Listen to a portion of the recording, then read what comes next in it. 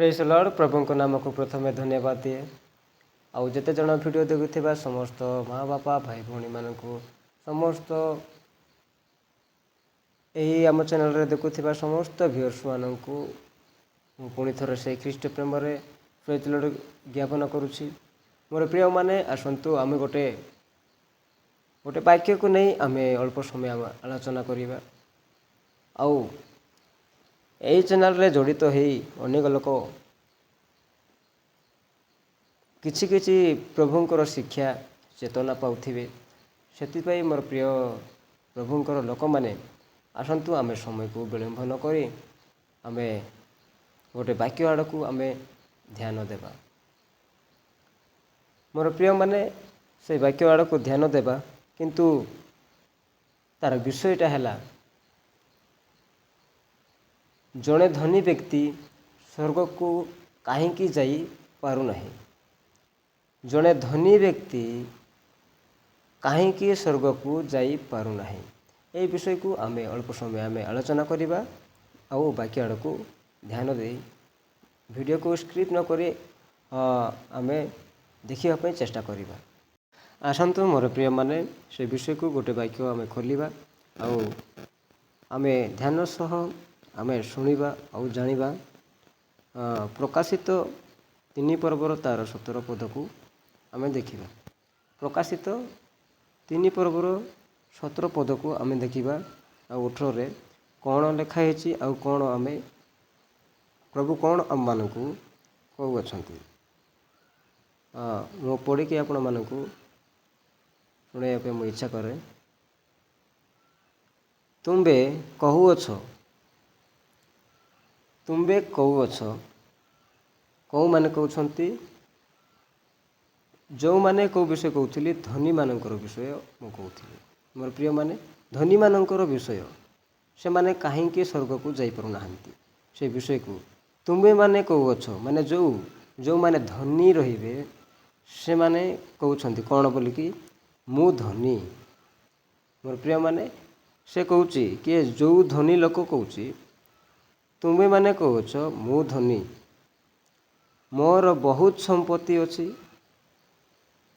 धनी मानक तो संपत्ति थाए आपण माने मध्य जानिछंती मु भी जानिछि समस्ते जानिथिबे धनी मानक कौन संपत्ति थाए सबू विषय रे थाए गाड़ी थाए घोड़ा थाए घर थाए आउ अनेक विभिन्न प्रकार इत्यादिकारी रही थाए आउ देखो से माने कौन कहउछंती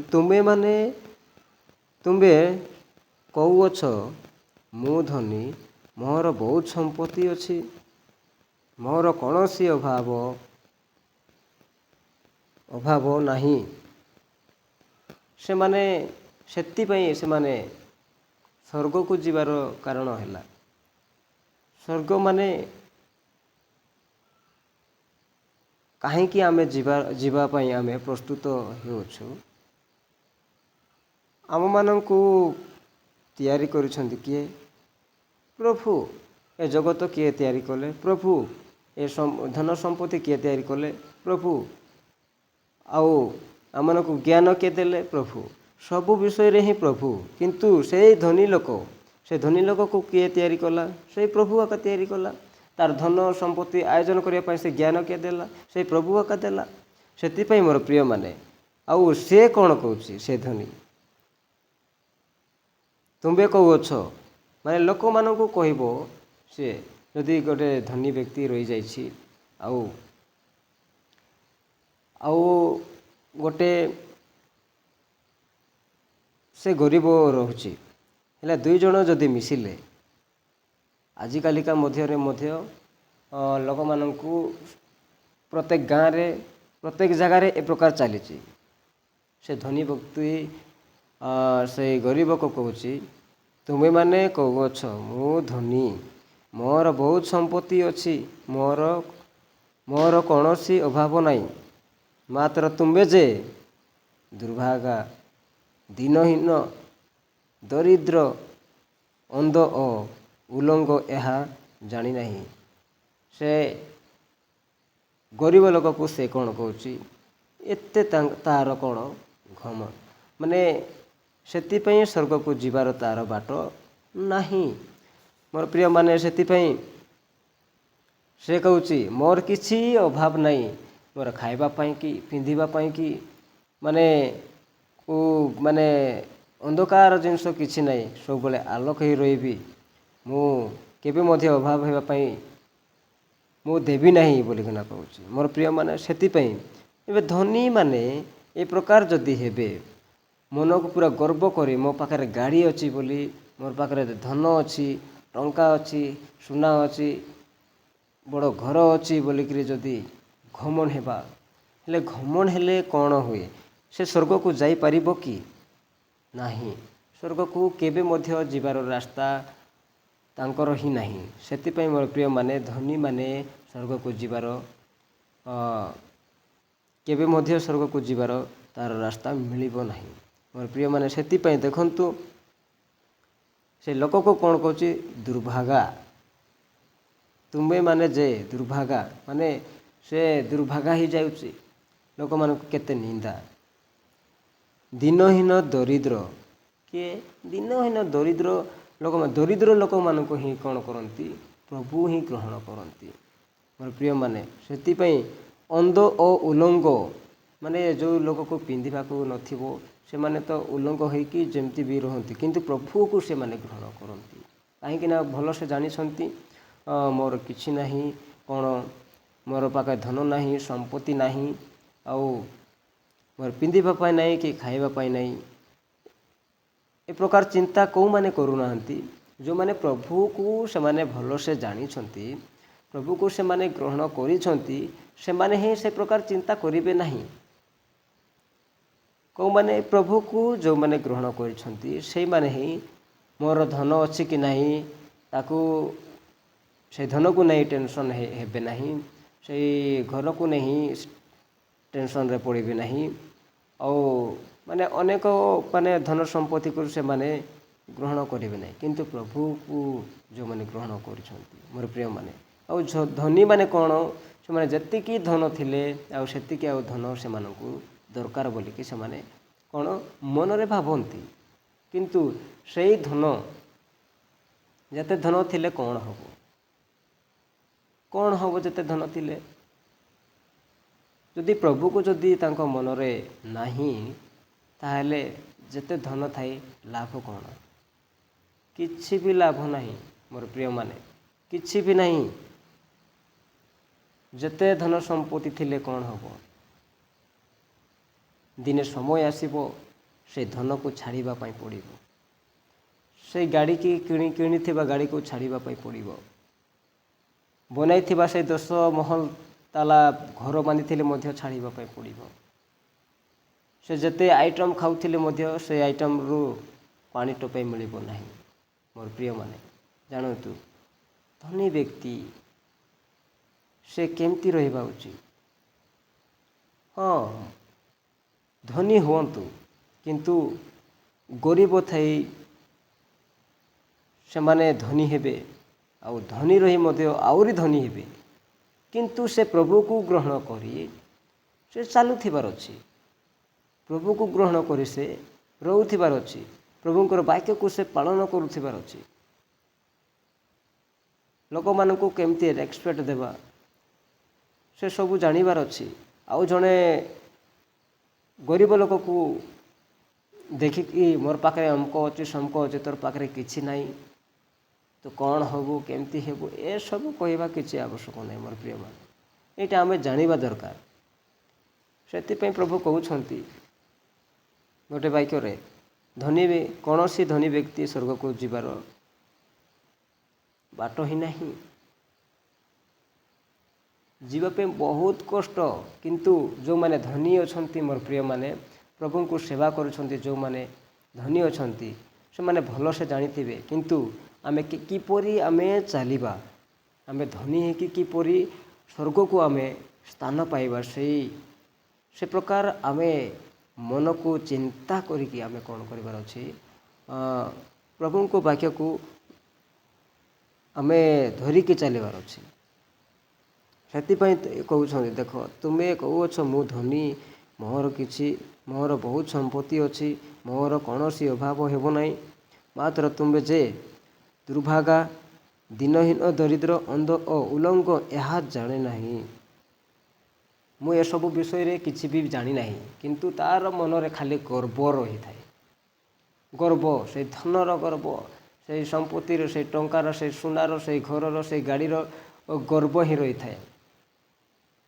ଲୋକମାନଙ୍କୁ ଯଦି ଧନୀ ଅଛି, ସେ ଯଦି ଧନୀ ବ୍ୟକ୍ତି ହେଲେ ଅନେକ ଲୋକ ତାଙ୍କ ଆଖିରେ କ'ଣ ଦେଖାଯିବ, ଅନେକ ଜାଗାରେ ଦେଖାଯିବେ, ଅନେକ ଲୋକର ସେ ଗରିବ ଲୋକମାନଙ୍କୁ ଦେଖିବେ। କିନ୍ତୁ ସେ ଗରିବ ଲୋକମାନଙ୍କୁ କ'ଣ କରିବାର ଅଛି? ଦାନ ଦେବାର ଅଛି। ତାକୁ ଯଦି ପିନ୍ଧିବାକୁ ନଥିବ ତାହେଲେ ପିନ୍ଧିବା ପାଇଁ ତାକୁ ଦେବାର ଅଛି। ଖାଇବା ପାଇଁ ଯଦି ମିଳିନଥିବ କିଛି ଖାଇବା ପାଇଁ କିଛି ପଇସା ଦେବାର ଅଛି, କି କିଣିକି ଦେବାର ଅଛି। ଯଦି ଯାହା ପାଖରେ ଘର ନଥିବ ତାହେଲେ ତାକୁ କ'ଣ କରିବାର ଅଛି? ଆମ ଘରେ ଆସିକି ରୁହ, ଆମ ଘରେ ଆସିକିରି ଶୁଅ। ପ୍ରଭୁଙ୍କର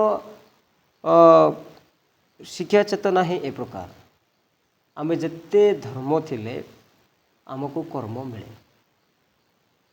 ଆଉ ଆମ ଏ ଜଗତରେ ଯେଉଁ ପ୍ରକାର ନାଇଁକି ଆମେ କର୍ମ କରୁ, ସେ ପ୍ରକାର କର୍ମର ଫଳ ମିଳେ।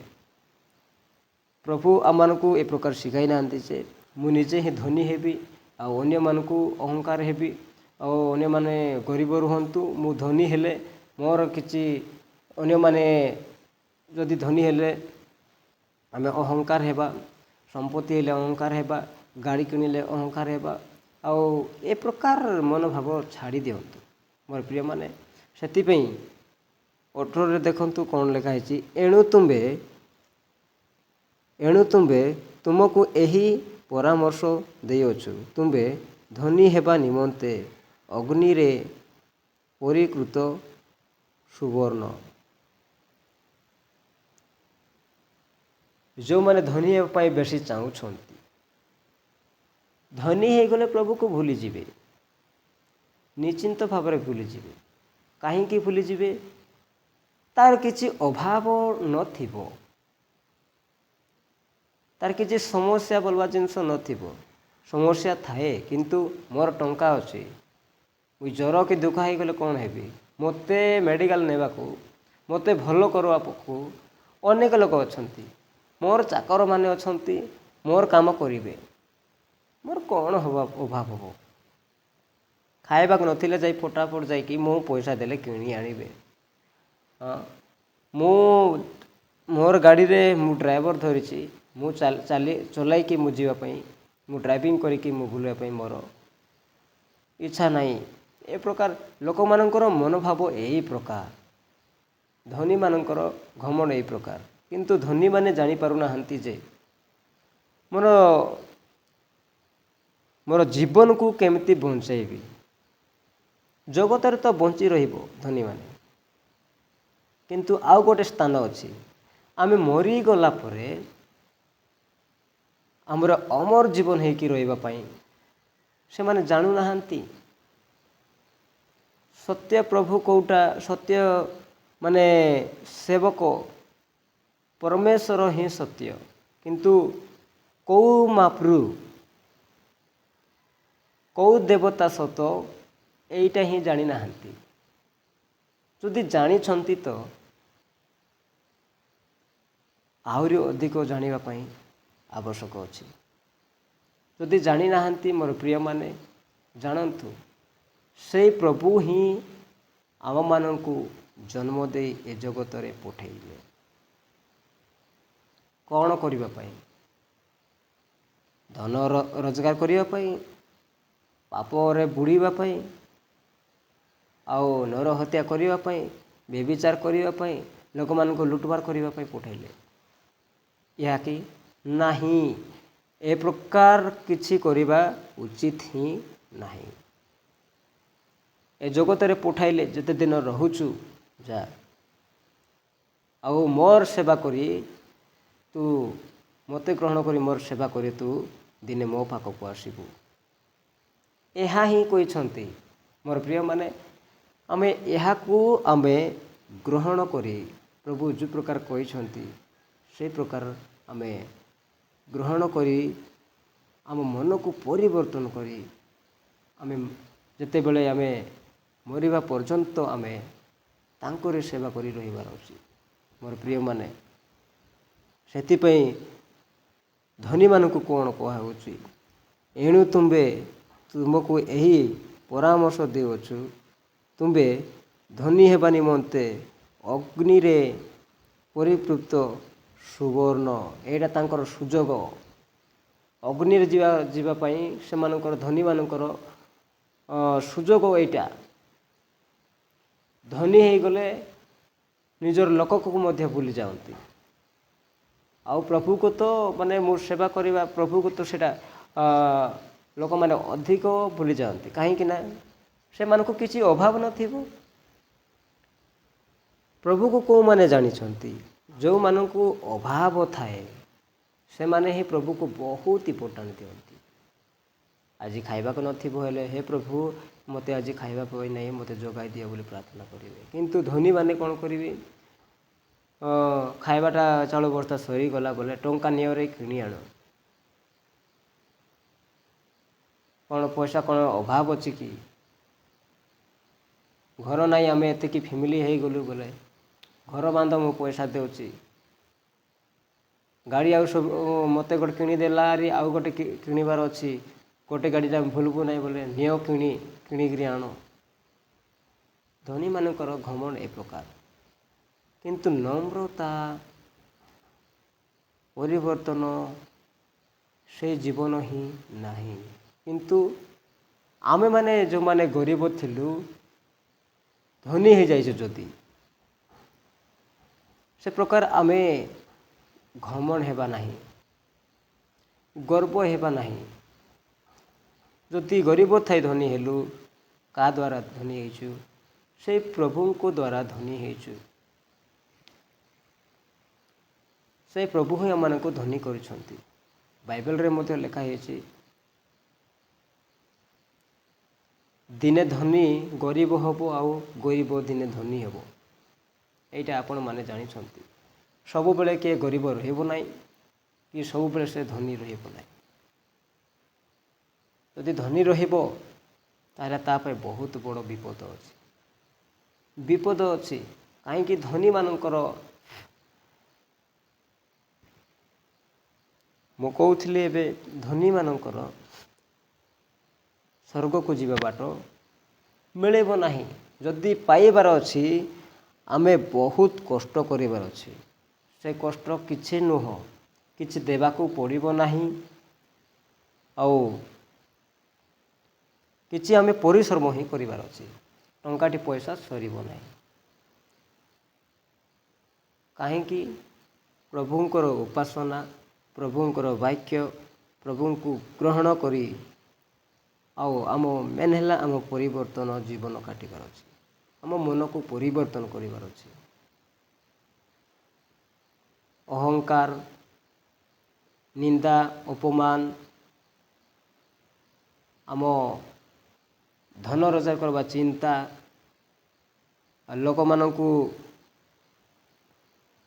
ଖରାପ ବ୍ୟବହାର କରିବା, ପାପ କରିବା, ନରହତ୍ୟା କରିବା, ଲୋକମାନଙ୍କୁ ଲୁଟମାର କରିବା, ଭଣ୍ଡେଇକି ଜାଲଫାନ୍ଦ କରିବା, ଏସବୁ ଛାଡ଼ି ମନକୁ ପରିବର୍ତ୍ତନ କରିକି ଆମେ ଯଦି ରହିବା, ତାହେଲେ ନିଶ୍ଚିନ୍ତ ଭାବରେ 100% ସେ କେଉଁଠିକି ଯିବ? ସ୍ୱର୍ଗରେ ନିଶ୍ଚିନ୍ତ ଭାବରେ ତାକୁ ଜାଗା ମିଳିବ। ସ୍ୱର୍ଗକୁ ଯିବାର ରାସ୍ତା ପାଇବ ମୋର ପ୍ରିୟମାନେ। ସେଥିପାଇଁ ଧନୀମାନେ ସତର୍କ। ମୋର ପ୍ରିୟମାନେ, ଧନୀମାନେ ସତର୍କ ରୁହନ୍ତୁ, ଗରିବମାନେ ମଧ୍ୟ ସତର୍କ ରୁହନ୍ତୁ। ମୋର ପାଖରେ ଧନ ନାହିଁ ବୋଲିକିରି ପ୍ରଭୁକୁ ତ୍ୟାଗ କରନ୍ତୁ ନାହିଁ। ମୋର ପାଖରେ ଗାଡ଼ି ନାହିଁ ବୋଲିକିରି ପ୍ରଭୁକୁ ତ୍ୟାଗ କରନ୍ତୁ ନାହିଁ। ପ୍ରଭୁକୁ ଆମେ ଭୁଲି ଯାଉ, ପ୍ରଭୁ କେତେ ଆମମାନଙ୍କର ପାଇଁ ଦୁଃଖିତ ଅଟନ୍ତି। କେତେ କଷ୍ଟ କରି ନିଜର ଜୀବନ ଦେଇ ଆମମାନଙ୍କୁ ପ୍ରଭୁ ପହଞ୍ଚାଇଛନ୍ତି। ଏ ଜଗତକୁ ଆସିଥିଲେ ନିଜର ଜୀବନ ଦେଇ ଆମମାନଙ୍କର ପାପକୁ ଧୋଇବା ନିମନ୍ତେ ଆସିଲେ, ଆଉ ନିଜର ଜୀବନ ଦେଲେ। ଏଇଟା ମନେ ପକାନ୍ତୁ ମୋର ପ୍ରିୟମାନେ, ମନେ ପକାନ୍ତୁ। ସେଥିପାଇଁ ଆମେ ଯଦି ଧନୀ ହେବା, ଗରିବମାନେ କେବେ ମଧ୍ୟ ପ୍ରଭୁକୁ ପଛଘୁଞ୍ଚା କରିବା ନାହିଁ। ଯଦି ଆଗରୁ ଧନୀ ଅଛୁ, ତାହେଲେ ଆହୁରି ଧନୀ ହେବା ପାଇଁ ପ୍ରଭୁ ଦେବେ। କିନ୍ତୁ ପ୍ରଭୁକୁ ଗ୍ରହଣ କରି ରହିବାର ଅଛି ମୋର ପ୍ରିୟମାନେ। ସେଥିପାଇଁ ଏହି ଅଳ୍ପ ବାକ୍ୟ ପ୍ରଭୁ କହିବା ପାଇଁ ସମୟ ଦେଲେ। ସେଥିପାଇଁ ମୋର ପ୍ରିୟମାନେ, ଦେଖୁଥିବା ଭିଡ଼ିଓ ଦେଖୁଥିବା ସମସ୍ତ ଭାଇ ଭଉଣୀ ମାନେ ଏ ଭିଡ଼ିଓକୁ ଦେଖି କିଛି ଅଳ୍ପ ହେଲେ ମଧ୍ୟ ଚେତନା ପାଇବେ, ପରିବର୍ତ୍ତନର ଜୀବନ କାଟିବା ପାଇଁ ଆପଣମାନଙ୍କର ସମ୍ମୁଖରେ ଏହି ବାକ୍ୟ ରହିଛି। ସେଥିପାଇଁ ବହୁତ ବହୁତ ଧନ୍ୟବାଦ ଯେ ପ୍ରଭୁକୁ, କାହିଁକି ନା ଏହି ପ୍ରକାର ଭିଡ଼ିଓ ଯାକ କରିବା ପାଇଁ, ଏହି ବାକ୍ୟ ଦେବା ପାଇଁ ବହୁତ ବହୁତ ପ୍ରଭୁକୁ ଧନ୍ୟବାଦ। ଆଉ ଯେତେଜଣ ଭିଡ଼ିଓ ଦେଖୁଛନ୍ତି ମୋ ଚ୍ୟାନେଲର ଭିଉଅର୍ସ ମାନେ ସମସ୍ତଙ୍କୁ ମୋର ପ୍ରେଜ୍ ଲର୍ଡ ଧନ୍ୟବାଦ।